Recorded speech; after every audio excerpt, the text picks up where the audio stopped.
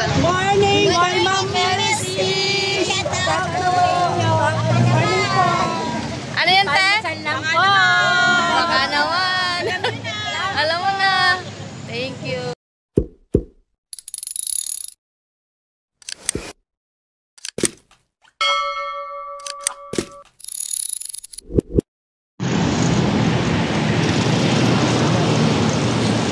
Idol, morning.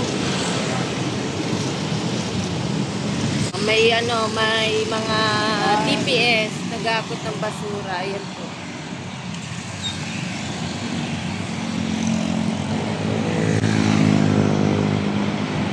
Update sa routine update.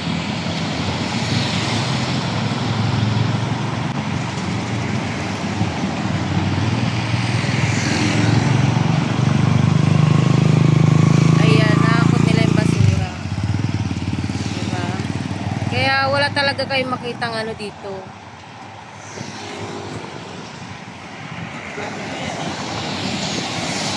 Ito nga rin.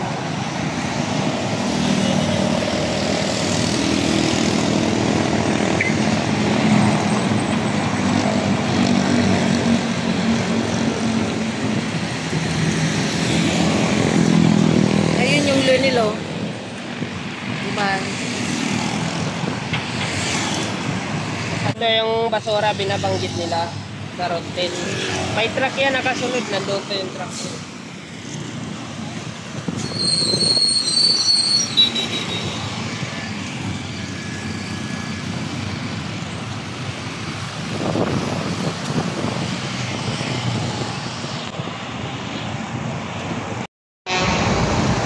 Ito na tayo nandito na tayo sa routine.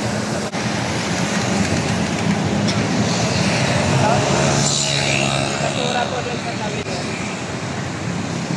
Ito na yung sada nila. May basura pa doon, may gulong pa doon sa dulo. Papunta na dito.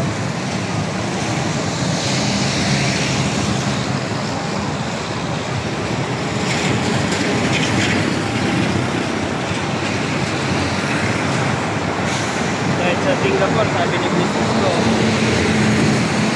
Pinoy ang papanok yun.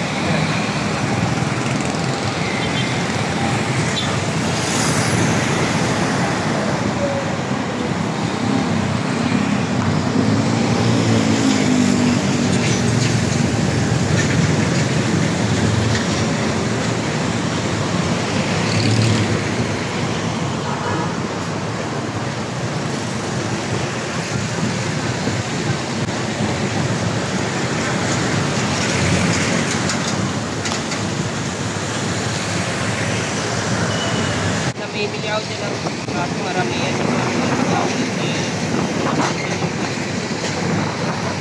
kung bibili ako dyan ng bubot sa yung mga tulang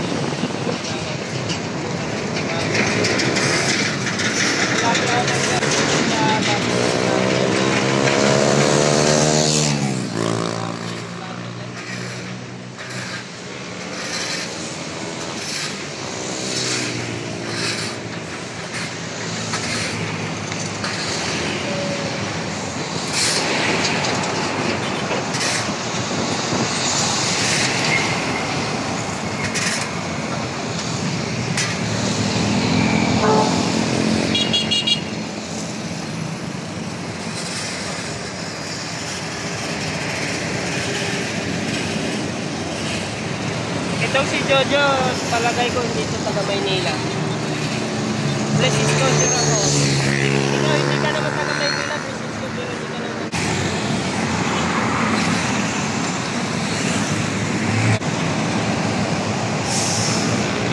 Ang basura lang pag-uusapan nyo, na meron pa rin. Kaya na may pinasang simento. Dito tinatapos. Tinatambak. Market. Tapos ayan, lipat naman sila sa kabila kasi ayun yung basura. May binanggit ko dito si Hermes. So, sa mga nagtatanong yung basura.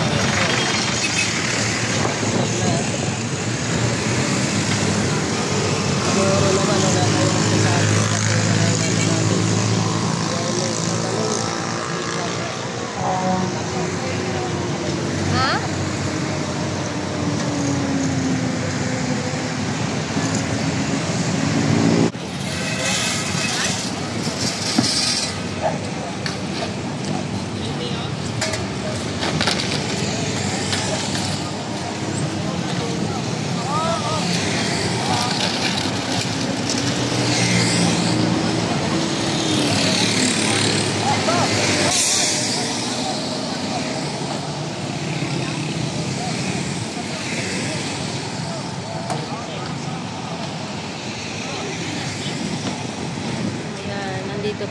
ating mga bayan dito. Natutuwa sila kasi nga nakakot na tong basura dito. Kuya, ano yung masasabi nyo ngayon dito sa Arten? Ha? Ano po yung masasabi nyo ngayon dito sa Arten, yung mga basura? Ayos na. Okay na. Nung nakaraan, medyo hirap eh, no? Sobra pa, kaka-traffic pa eh. Oo nga. Pero ngayon, okay na. Hindi na siya totally na maraming basura. Ano? Hi, Nay! Kamusta? Ano yung masasabi nyo ngayon sa Arten, yung mga basura? Okay na? Malinis na. Malinis na. Isip ko na eh. Ano po yung masasabi nyo kay Yorme? Mensahe na lang po para sa kanya. Maraming salamat. Hindi niya pinabayaan ng Maynila. Sana yung senior namin, bigay na. Ayun, yun. Madalas po kasi nasa na-interview ko pag mga senior hinahanap yung kanilang pensyon. Eto, sinabi po ng ating Yorme, kung ano daw yung na-pending sa inyo, ibabalik daw po, babayaran. Bali, nagdiskarte na siya ng pera para maibigay yung hindi na ibigay sa inyo na kulang. Tapos, babalik po siya sa 500, pero meron kayong vitamins, meron kayong cake, meron kayong insure. Lahat ng maintenance sa mga senior ibibigay niya. Umanap siya ng paraan na para maibalik yung pera sa inyo. Lagi nakangutang eh. Kaya nga. Video. Oo, pinaliwanag niya. Kaya nga na. Kunting antay lang kasi itong linggo daw to makahanap ng paraan ng ating Salamat yun. naman. Kung sabing 3 months, di kung 3,000 yun, ibabayaran niya yun. Para maibalik sa inyo. Pasasalamat na lang po sa ating Yorme. Yun, maraming salamat po. Yun, thank you, Nay. Basura dito, Nay, nung last. Pero ngayon, wala na. Hindi na maamoy, no? Mabango-bango na. Malinis na. Oo. Kaya nga eh. Alam mo na yun yung iba, minsan ginagawa nila, di ba naglilinis yung mga yan. Kasi walang bayad din yan, nagtatrabaho din silang walang bayad. Malaki ang utang ng dating administrasyon ng mga nagbabasura. Walang bayad yung mga yan. Kung sa kaya yung iba ginagawa, may mga tubig sila, dinadalan sila ng tubig. Mga pagkain.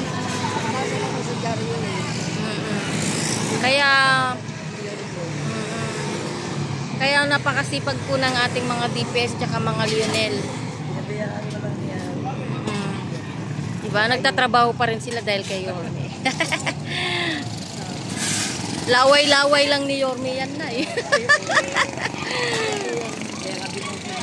Oo, laway-laway lang yan. Kaya napakiusapan niya.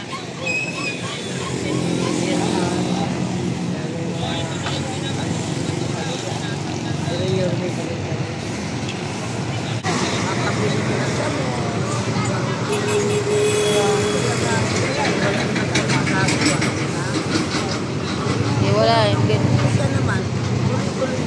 Oh, tuloy-tuloy na. Wala nang mintis na yan. Kaya nabigyan kami ni Mayor ng maintenance. Ay, oo. Tuloy-tuloy na yung maintenance. Yun yung sinabi niya. May maintenance ninyo. Ibigay niya. Ay, pati yung daw, Christmas nyo kada December. Meron na rin yun. Sa cake, ang laki din ng utang sa cake. Pero tiwala lang tayo kay Yorme. Talagang madidiskartehan yan. Hindi niya pabayaan yung senior, wala.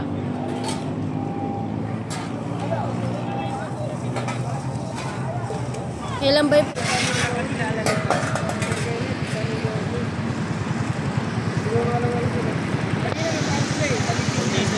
Yan lang sa may Catholic school. Ilang milyon na daw yun.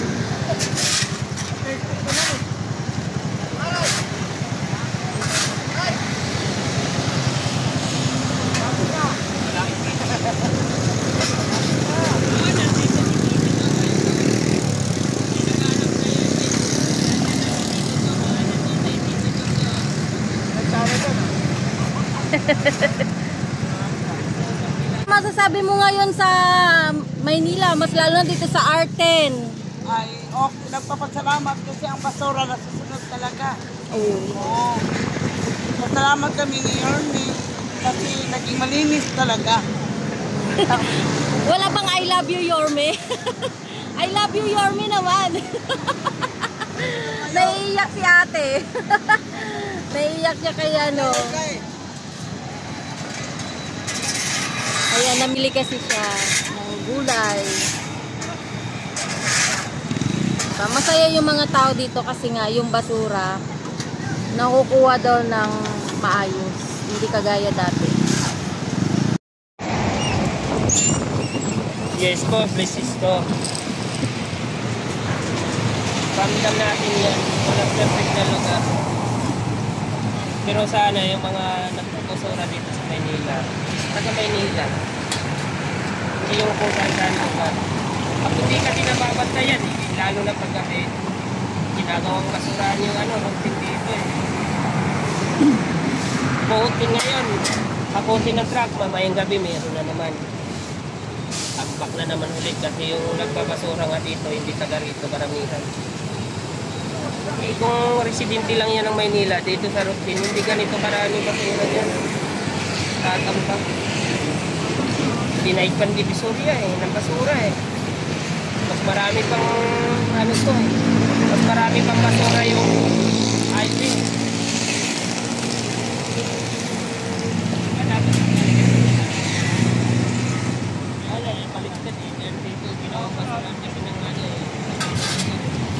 Ayaw ko mag-bakit.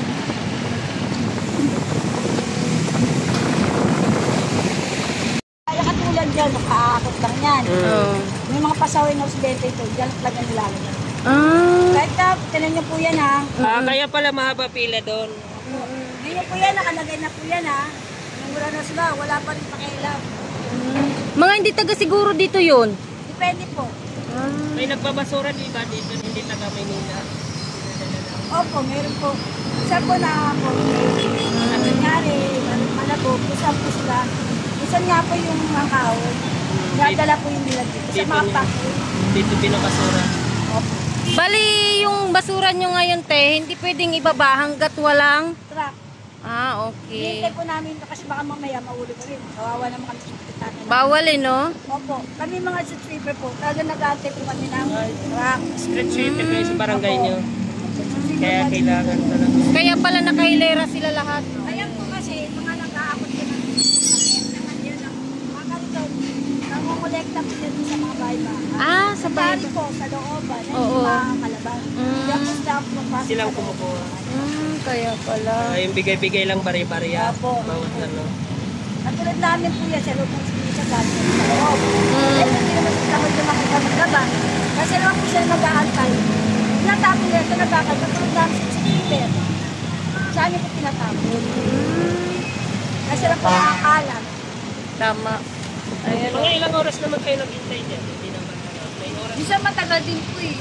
Pero yung sinasabi mo kayo, sa kanila po sa monitoring, hindi po pwede ang sila ang kakapalit. Wala po kalagtak dyan ng kapalit, mapupunan po ang roadway. Wala mo po kakapalit. Pagdating na isang truck, may kapalit na isang truck. Para yung basura nyo mahakot. At tulad po, mag-awit po kami, na po. Mag-aantay pa po kami ng truck. Pero anong oras darating yung truck dito? Depende po sa kanila kung anong oras sa mga tao yung opo. Sige kami, pwede naman po pakisabay lang kaya kasi hindi kami kasabay. Nasabihin lang, una na sila kayo dito. Noon yun. Kahit yung Lionel ba, gano'n, hindi naman. Yung ano po, yung truck na malaki, hindi naman. Kahit ano po, kasi open po yung truck nila, malaki. Oo, pwede. Dati po, diba? Pwede po, kahit pwede po yung tako, dati po malaki po. Eh ngayon po, maliit ang truck, madali lang po mabuhay. Katulad po ng katulad na yan. O, mag-aantay pa yan. Kaya kasi babalik pa yan sila. Andiyan na yung truck, nasa likod lang namin. Hindi, ibang truck yung dito. Saan niya itatapon yun? Dadalhin niya doon. Kapila. Yan po. Para dahil sa... Kaya nga po nabubulan kami.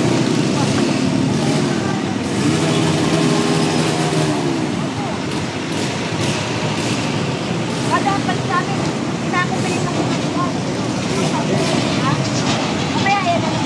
po to sa Kapulong po ito. Dito tayo sa may Kapulong. Ayan yung mga basura nila, inaantay yung truck. Bawal magpili. Bawal magalakad. Ayun po, napawin na ako. Wala pa ako. Alam mo, kahit anong nakalagay na resident here.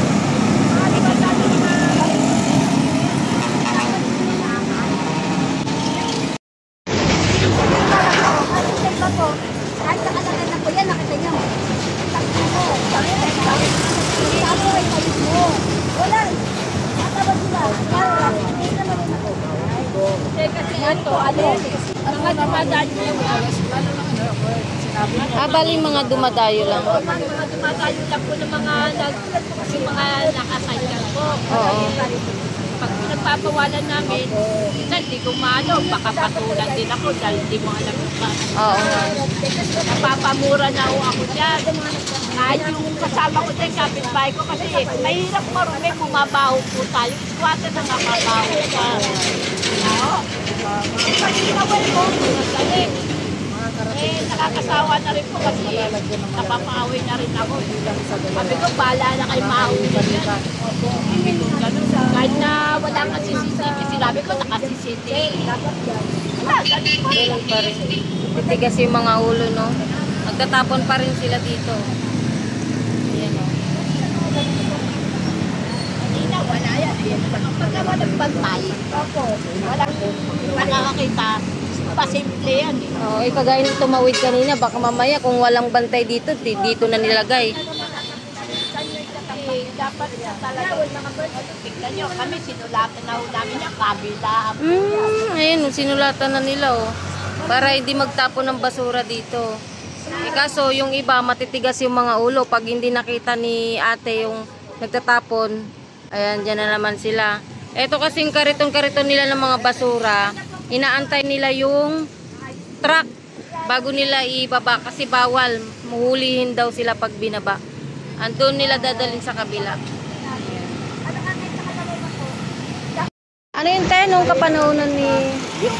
Ano pa uyak eh. Oo. Siyempre tumaas yan. Umabot hanggang taas. Ngayon kung napakwa naman nila ko na yan, maya-maya meron na naman. Dami na naman. Siyempre pinapakot din yan ni Mayor nun eh. Oo. Yung tumaas at tumaas, nakita na naman namin, meron na naman.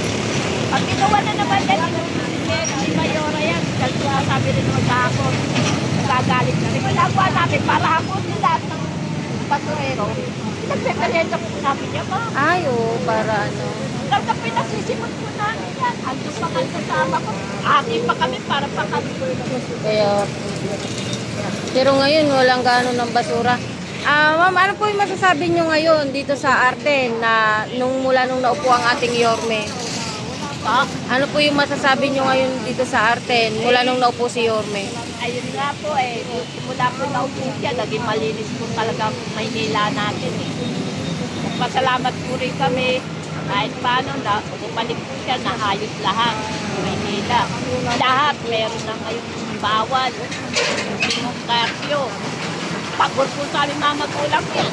Yes, tama lang. Kasi, siyempre, ang mga bata, nandyan na ngayon, may nakakama, pag dumanak-anak, hindi mo masasabi kung anong magagawa mo sa mga nagrarayos eh. Pag dumanak-anak ko, kawawa kami magulang. Eh, buti ngayon, wala na rayos. Simula na upo na rin po ni May. Kaya safe na po si Yorme. Eh, natutuwa na rin po kami.